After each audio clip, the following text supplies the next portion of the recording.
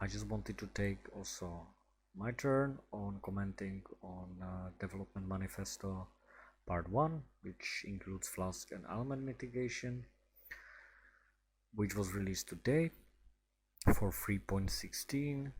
We are really happy about the changes. I will not go too much to the details because lots of other people did this.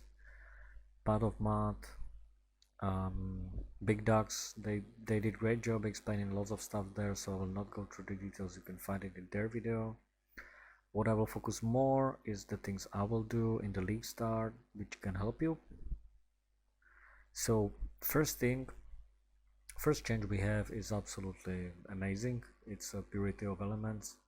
So for all classes have this available from Act 3.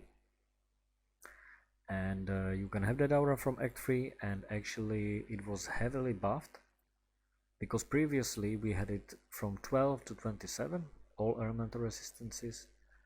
Now we have from 20 to 34.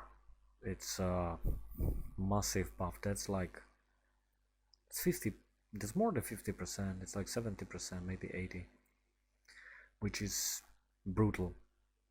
And as I said, you have 20% to all resistances from in Act 3. But what is more important, once you activate that aura, it costs 50% of mana, so yeah, it's very expensive. But if you find a way how to go around that, you are elemental immune since Act 3. Complete elemental immunity in the cost of 1 aura. That's absolutely amazing. Then if you would be also if you would like to be also, you know, immune to bleeding, you can use Steelskin on the left click. It's I don't know, I don't see that one really great. I mean, yeah, it can help a lot, of course. It's 1 gem again, and yeah, in the league start it can help a lot, so I would definitely try to use it because bleeding is very dangerous in the beginning of the league. When you are progressing through accent early mapping, it's extremely difficult to deal with. Steelskin is actually available from Act 1. So from Act 3 you have immunity to all bleeding. From Act 1 you have immunity to bleeding through Steelskin. From Act 3 you have immunity to elemental ailments plus resistances through purity of elements. So this is already 2 huge defensive layers. You cannot be frozen, you cannot be chilled, you cannot be ignited. We will be bleeding immune thanks to Steelskin, which is available in Act 1. And then we will also be immune to all elemental ailments thanks to purity of elements from Act 3. So we have a lot of courage already coverage. In defenses, it's absolutely brutal. I mean, awesome. Now curses.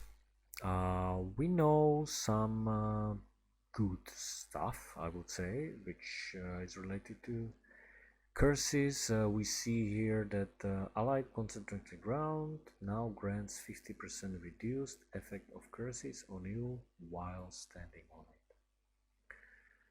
That is amazing. We will not use it because I will most probably not play Templar or Witch, but you can take advantage of that. Then we have a very important, one of the biggest news which everyone was shouting for, is the Brian King, which you can get pretty early in the mapping. It cannot be frozen, which is just a huge buff. Then there are other which are, you know, explained by other people. I will not go here. As only thing which is important here, we are now talking about reduced effect of curses, which you want to achieve on 100%. Then you can map really easily. So we are focusing on defense here, not offense. And that is Yugul, which now grants 30% reduced effect of curses on you, which is 50% buff because it was 20. Now we have also weld modifiers, and where do we have another curse? Here we have curses. On rings, on each ring you can have 25% reduced effect of curses on you. There will be bench modifier, which is amazing. So we can have 50% only from ring, and then you need to just stand on the concentrated ground, which you can create with a flask, and then you are basically immune to curses, which is absolutely amazing. You can see that the rank 1 curse mitigation will be unlocked in Act 4, and the rest in the maps. Also the belts are including some curse modifiers. You know probably this item, right? From Forbidden Right, Kikazaru, sorry, this was buffed too. Let's check it out. Where is Kikarazu? Here it is. The Kikazaru ring now grants 60% reduced effect of curses on you, previously 40. It's just brutal. Existing versions of this item can be updated to the new values with the Divine Orb. Not sure what that means, but yeah. So you can divine it, and it will okay, I get it. You can divine it to 60. So now we have 40. You can divide it to 60. It's absolute blast, so you need only 40 somewhere else. So you need basically one Kikazaru, one ring, and you are 85% immune. Then you need, for example, Soul of Yugul. That's another 30%, and you are immune. That's just brutal. Elemental ailments immune, bleeding immune. We are not corruption blood immune. That needs to be mitigated through flask. You know, here you can see it, immunity to bleeding and corrupted blood. Whatever you will feel you need it, you should do it.